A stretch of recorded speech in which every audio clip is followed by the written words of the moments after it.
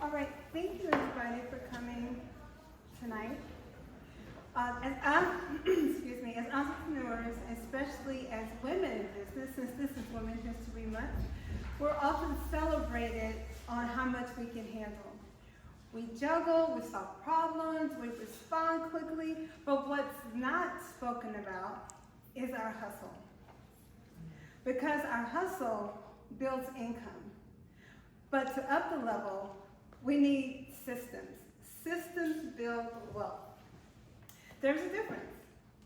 Entrepreneurship without systems becomes exhausting. Entrepreneurship with systems becomes scalable.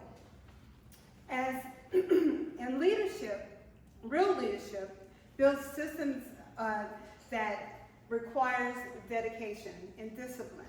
It requires knowing your numbers, it requires structure, it requires long-term thinking. In real estate, we can see that clearly. Some people treat like project management like a side project. And those with disciplined leadership treat it as strategic asset. The ones who treat it like a strategic asset knows that success is not going to happen by accident.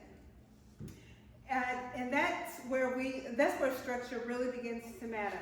So tonight we're going to share with you what we use with our clients who's trying to build wealth with real estate, the steps we take, and it's a simple process, and Stephen is going to tell you all about it.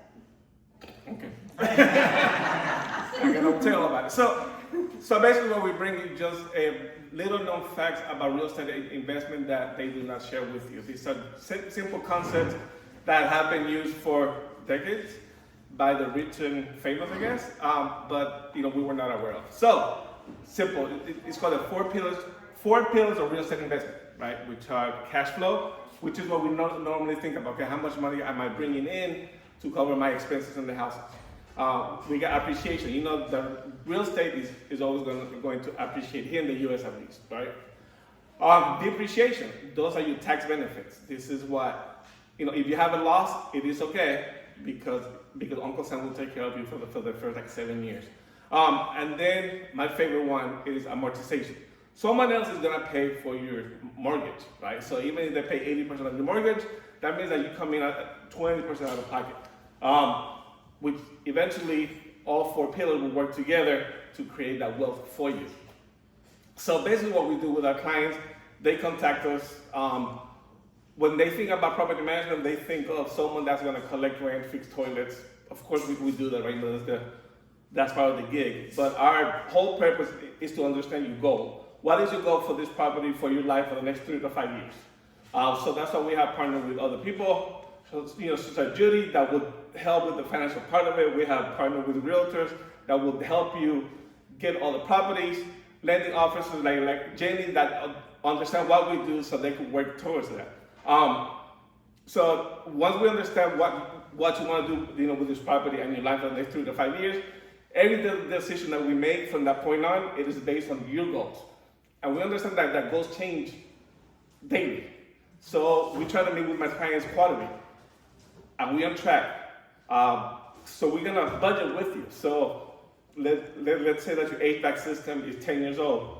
We're gonna sit down with you and say, hey, we might be thinking about changing your HVAC.